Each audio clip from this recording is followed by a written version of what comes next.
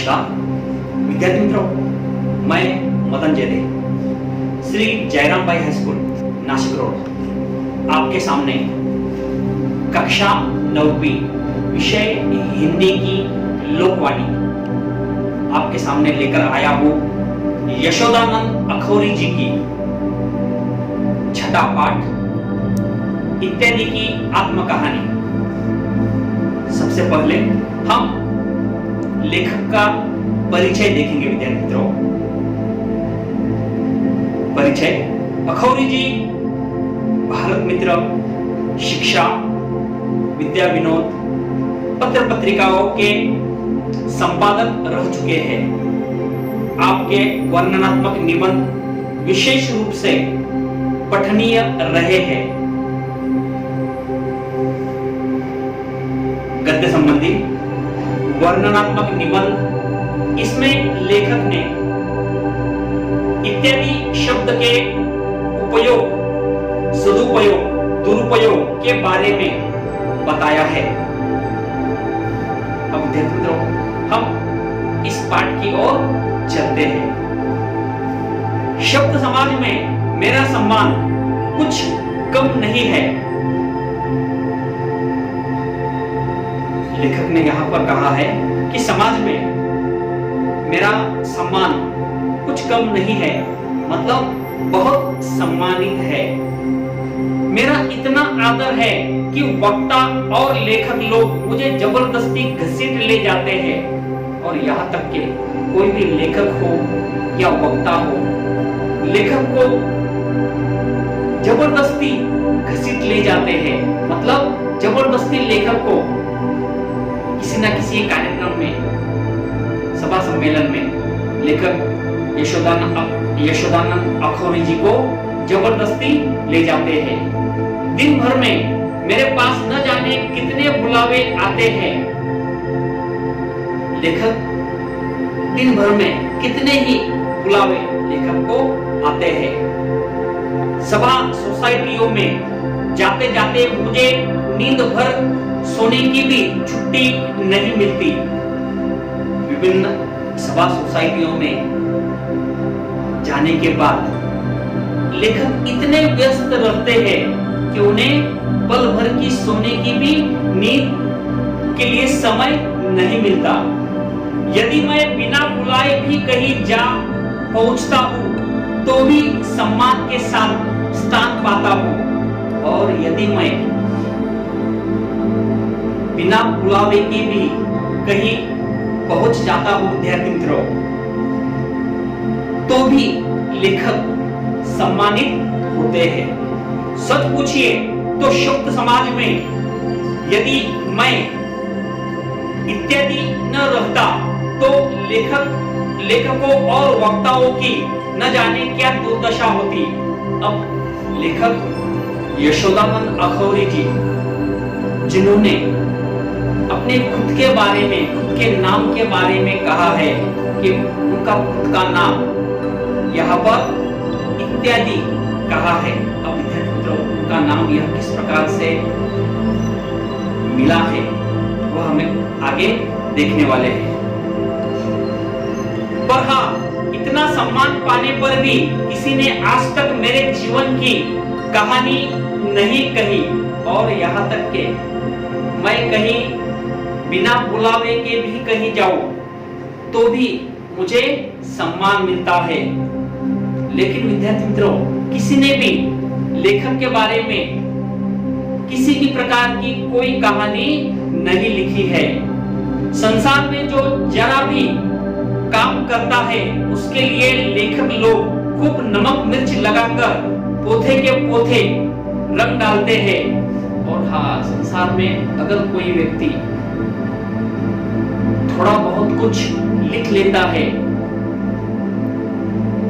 तो बाकी लोग इतना कुछ उनके बारे में लिख देते हैं, पोथे के पोथे लिख देते हैं। जैसे कि बड़ी किताबें, बहुत बड़ी बड़ी किताबें उनके बारे में लिख लेते हैं।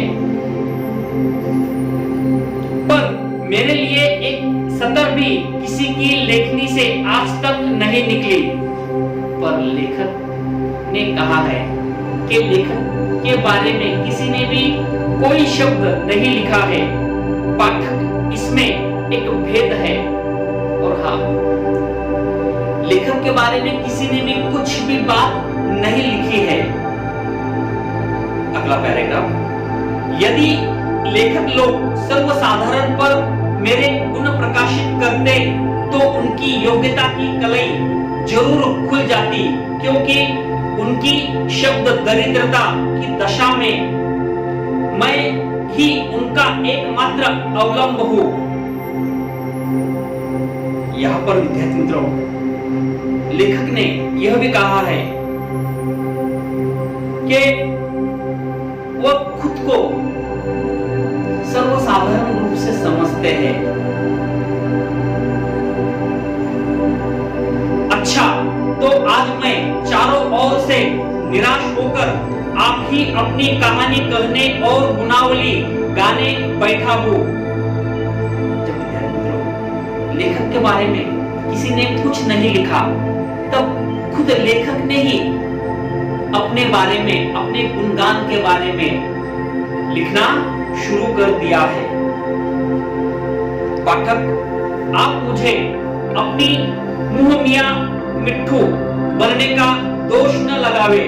और हाँ, लेखक ने यह भी कहा है कि खुद की बड़ाई नहीं करना चाहिए, पर यहाँ पर कोई मुझे दोष न दे कि मैं खुद की बड़ाई यहाँ पर कर रहा हूं। इस प्रकार की बातें कोई न कहे। मैं इसके लिए क्षमा चाहता हूं। लेखक ने यहां तक कहा है कि कोई भी मुझे यह न कहे कि मैं खुद की ही बड़ाई कर रहा हूं। अगला पैराग्राफ, अपने जन्म का सब संवत मिति दिन मुझे कुछ भी याद नहीं। मिति का मतलब होता है तिथि। लेखक ने यह भी कहा है कि लेखक को खुद को अपने जन्म समय के बारे में कुछ भी याद नहीं। इसीलिए तो विद्यार्थी मित्रों, हमने परिचय में देखा है कि उनके बारे में कोई भी जन्म समय नहीं लिखा है या फिर जन्म तिथि नहीं लिखी है। याद है इतना ही कि जिस समय शब्द का महाअकाल पड़ा था, उसी समय मेरा जन्म हुआ। और हाँ, लेखक ने अपने जन्म के समय की बात कही है, जब शब्दों का बड़ा ही अकाल पड़ा था, उसी समय लेखक का जन्म हुआ है। मेरी माता का नाम इति और पिता का नाम आदि है। देखो विद्यार्थी मित्रों, हमारी जो कहानी है, कहानी का नाम है इत्यादि की आत्म कहानी।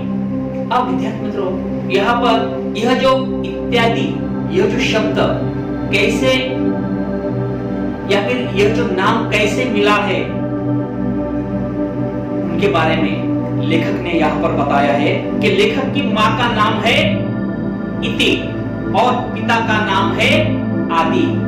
इसी से इति और आदि मिलाकर लेखक ने अपना नाम इत्यादि रखा है।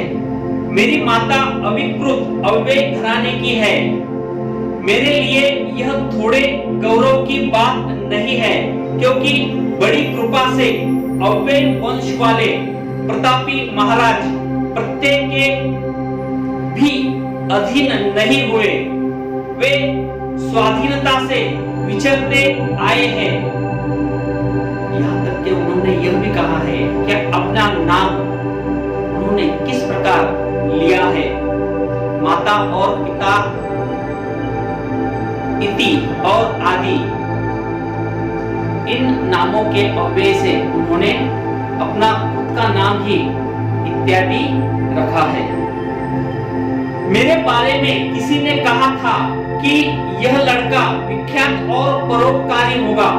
अब लेखक के बारे में बहुत से लोगों ने यह भी कहा है कि यह जो लड़का है वो बहुत बड़ा विख्यात और परोपकारी, जो हर किसी को सहायता करता है, उसे परोपकारी कहते हैं। अपने समाज में यह सबका प्यारा बनेगा। यहाँ तक के लेखक ने यह भी कहा है कि बाकी लोगों ने तो क्या कहा है लेखक के बारे में कि यह व्यक्ति सबका, यह लड़का सबका प्यारा बनेगा। मेरा नाम माता पिता ने कुछ और नहीं रखा, अपने ही नामों को मिलाकर वे मुझे पुकारने लगे, इससे इत्यादि कहलाया। देखो मैंने आपको पहले ही कहा था कि लेखक का नाम इत्यादि है। यहाँ तक के लेखक की माता का नाम है इति और पिता का नाम है आदि। इसी से लेखक की माता पिता ने कोई नाम नहीं रखा और उनके ही नाम को मिलाकर वे उसे पुकारते थे इत्यादि। कुछ लोग प्यार में आकर पिता के नाम के आधार पर आदि ही करने लगे। कोई लोग तो लेखक को केवल पिता के नाम के आधार पर आदि ही कहने लगे। पुराने जमाने में मेरा इतना नाम नहीं था। पहले लेखक का बहुत ज्यादा नाम नहीं था। कारण यह कि एक तो लड़कपन में थोड़े लोगों से मेरी जान पहचान थी। पहले बचपन में थोड़े लोगों से जान पहचान थी।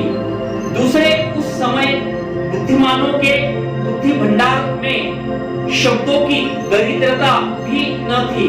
और यहाँ तक के पहले मुझे बहुत कम लोग जानते पहचानते थे, पर अब बुद्धिमानी लोग भी मुझे जानने लगे हैं।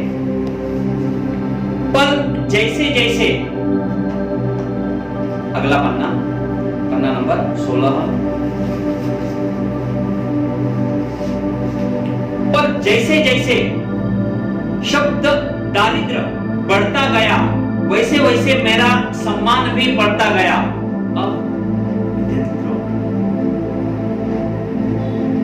लेखक ने अब आगे यह भी कहा कि लेखक इतने परिचित हुए कि उन्होंने यह भी कहा कि वह बहुत ज्यादा बुद्धिमान है। आजकल की बात मत पूछिए, आजकल मैं हूं।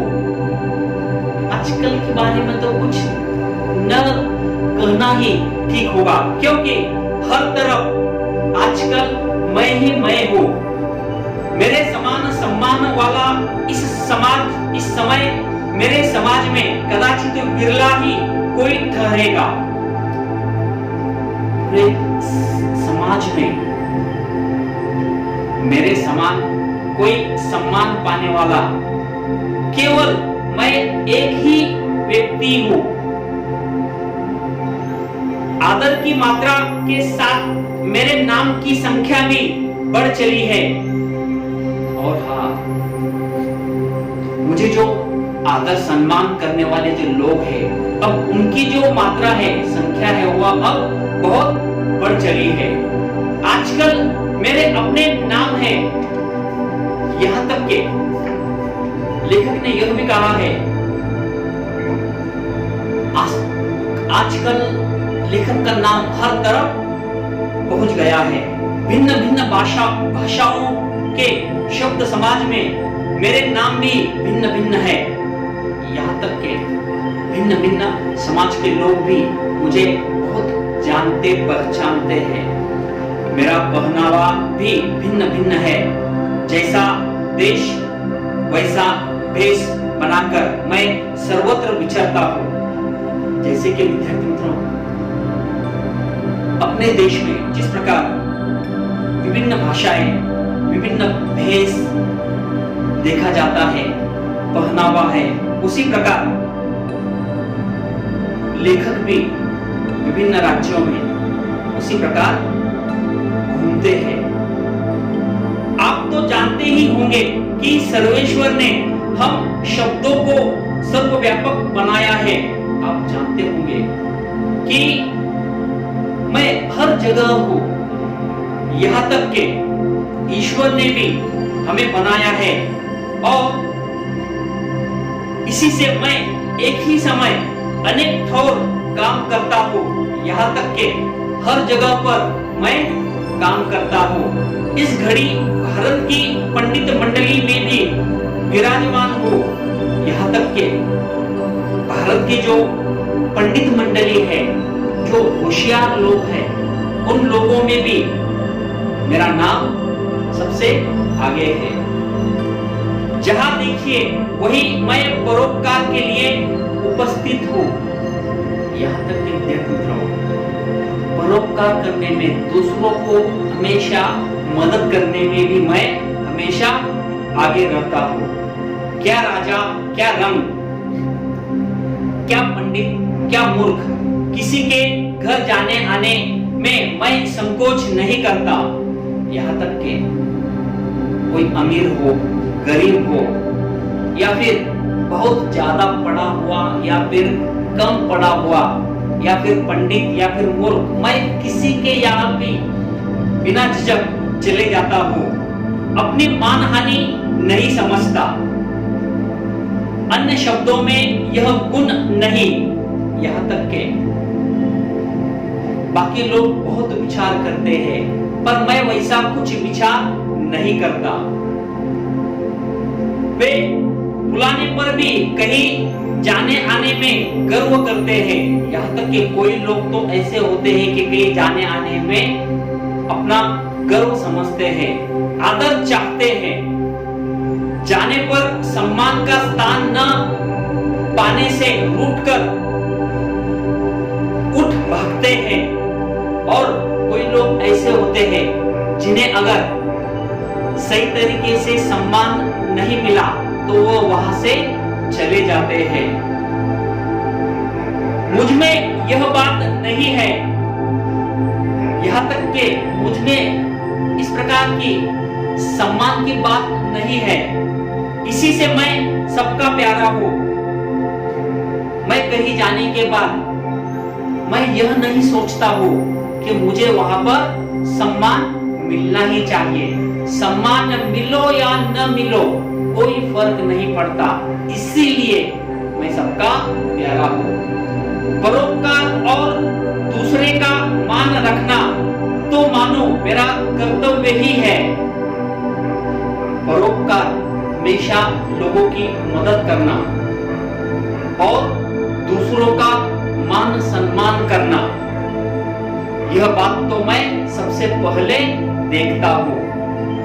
यह किए बिना मुझे एक पल की भी चैन नहीं पड़ता।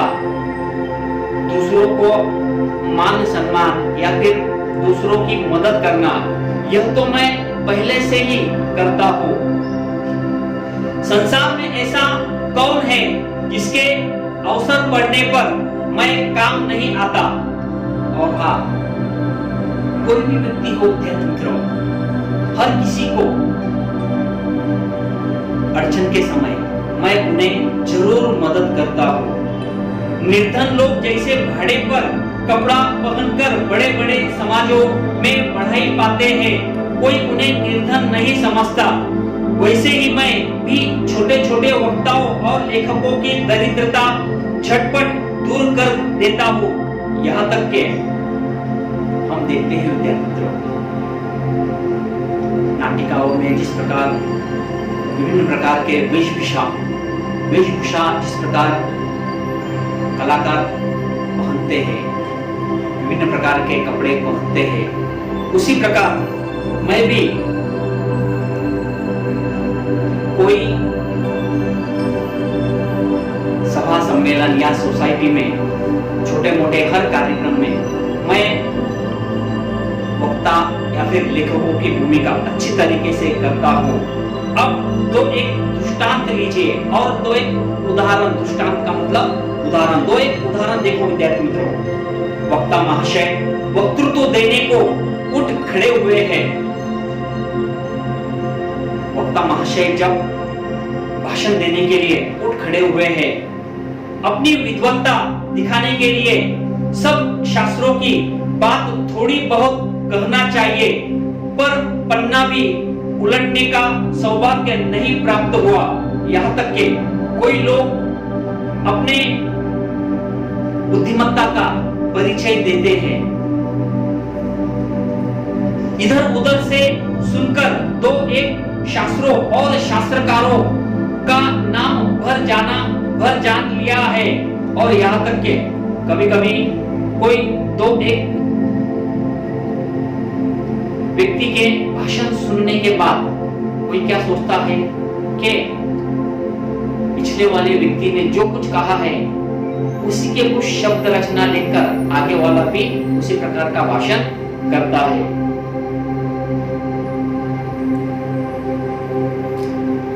कहने को तो खड़े हुए हैं, पर कहे क्या? कोई व्यक्ति भाषण करने के लिए सभा सम्मेलन में भाषण करने के लिए जब खड़ा होता है तो खड़ा तो हो जाता है, पर खड़े होने के बाद भी कहे क्या? अब लगे चिंता के समुद्र में डूबने उतराने और मुंह पर रुमाल दिए खांसते खूंसते इधर उधर ताकते, और फिर जब शब्द नहीं सूझते विद्यार्थी मित्रों, तब क्या होता है? यहाँ वहां देखते हैं, खांसते हैं, दो चार बूंद पानी भी उनके मुखमंडल पर झलकने लगा, और यहाँ तक के कितनी ही बार कोई व्यक्ति पहली बार जब भाषण करने के लिए मंच पर जाते हैं तो उस वक्त वह व्यक्ति बहुत घबराया हुआ होता है। जो मुख कमल पहले उत्साह सूर्य की किरणों से खिल उठा था, अब ग्लानि और संकोच का पाला पड़ने से मुरझाने लगा। जो व्यक्ति पहले बहुत खुश था, पर अब वह व्यक्ति कुछ समय के बाद बड़ी खिन्नता से बहुत दुखी नजर आता है। उनकी ऐसी दशा देख मेरा हृदय दया से उमड़ आया, और फिर उनकी ऐसी दशा देखकर मुरझाया हुआ चेहरा या फिर दुखी चेहरा देखकर यहाँ पर तो लेखक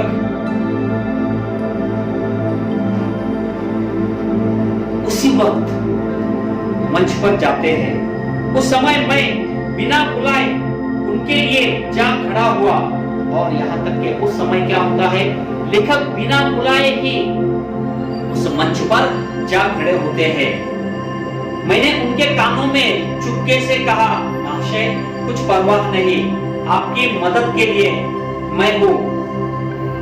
और उस वक्त लेखक तुरंत ही उस व्यक्ति के कान में क्या कहते हैं, घबराइए मत महाशय, मैं आपके मदद के लिए ही यहाँ पर आया हूं। आपके जी में जो आवे प्रारंभ कीजिए,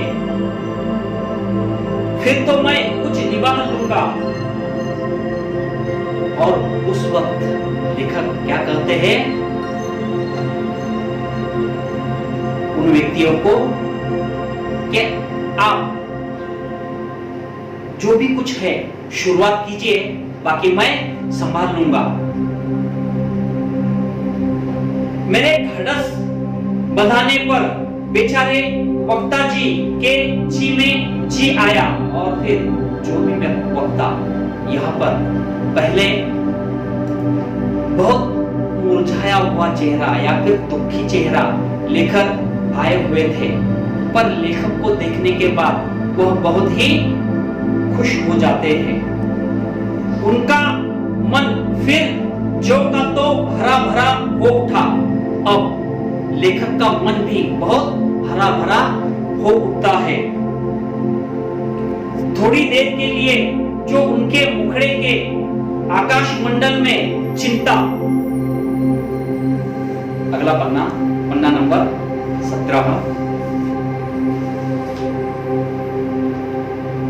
मुखड़े के आकाश मंडल में चिंता चिन्ह का बादल दिख पड़ा था, वह एक बार ही फट गया और फिर जो व्यक्ति, जो वक्ता इसके पहले बहुत चिंतातुर थे, अब लेखक को देखने के बाद वह बहुत आनंदित हो चुके हैं।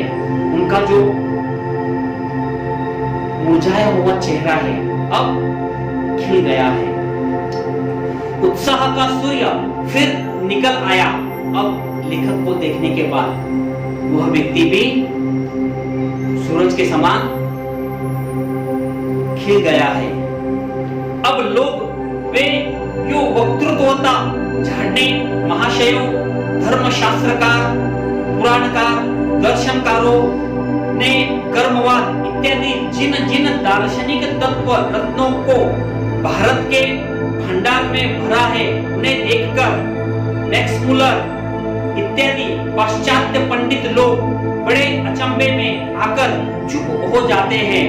अब लेखक को देखने के बाद हर कोई व्यक्ति लेखक का बहुत गुणगान करता है, इत्यादि इत्यादि। अगला पैराग्राफ सुनिए। और किसी समालोचक महाशय का किसी ग्रंथकार के साथ बहुत दिनों से मनमुटाव चला आ रहा है।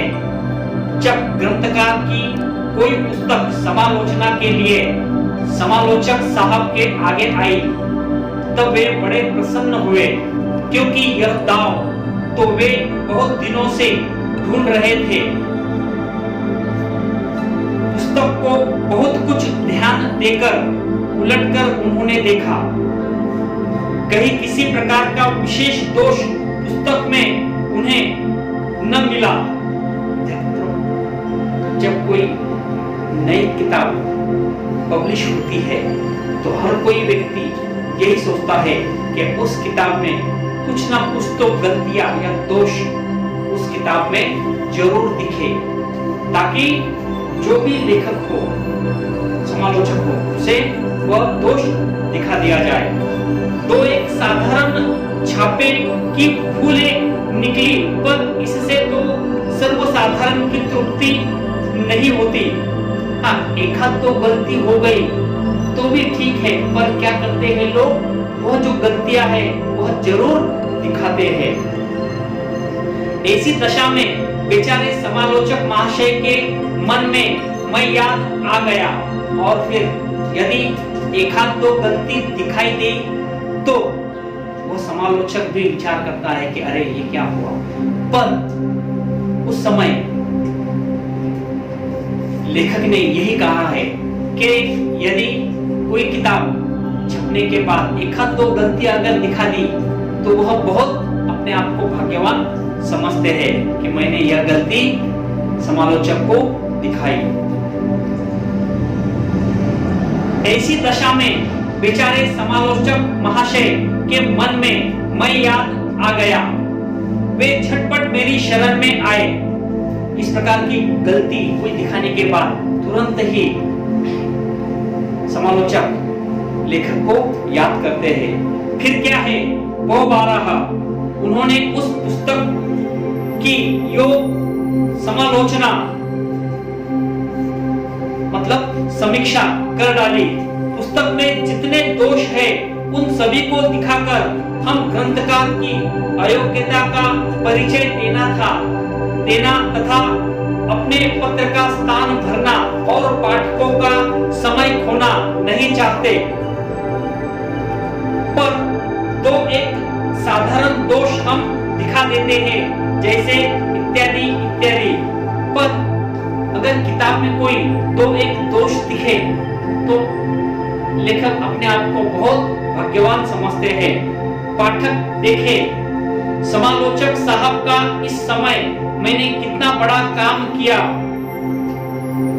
देखो, पाठक साहब का कितना बड़ा लेखक ने काम किया है कि ऐसे एक आध दो गलती दिखा दी है। पर यदि यह अवसर उनके हाथ से निकल जाता है तो वे अपने मन मुटाव का बदला कैसे लेते।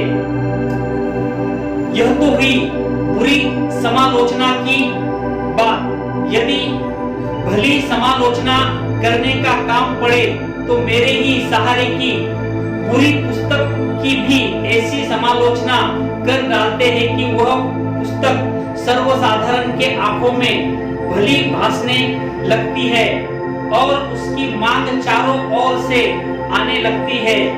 यदि किताब बुरी भी हो तो लेखक उस प्रकार उस पुस्तक को देखते हैं कि वह किताब लोगों को भली लगती है और चारों ओर उस किताब की जो मांगे हैं वह बढ़ जाती है।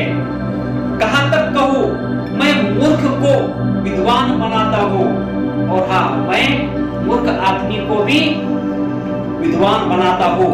जिसे युक्ति नहीं सूझती उसे युक्ति सुझाता हूं, और जिस व्यक्ति को कुछ सूझता नहीं उस व्यक्ति को भी मैं सुझाता हूं। लेखक को यदि भाव प्रकाशित करने को भाषा नहीं जुटती तो भाषा जुटाता हूं, और लेखक को यदि कोई कुछ सूझता नहीं तो उस वक्त मैं लेखक को समझाता हूं, सुझाता हूं। कवि को जब उपमा नहीं मिलती तो उपमा बताता हूं, और यदि कवि को कुछ सूझता नहीं तो मैं उन्हें अच्छी तरीके से समझाता भी हूं। सच पूछिए तो मेरे पहुंचते ही अधूरा विषय भी पूरा हो जाता है। बस क्या इतने से मेरी महिमा प्रकट नहीं होती? चलिए चलते चलते आपको एक और बात बताता चलो। समय के साथ सब कुछ परिवर्तित होता रहता है। परिवर्तन संसार का नियम है। लोगों ने भी मेरे स्वरूप को संक्षिप्त करते हुए मेरा रूप परिवर्तित कर दिया है। अधिकांशतः मुझे आदि के रूप में लिखा जाने लगा। आदि मेरा ही संक्षिप्त रूप है।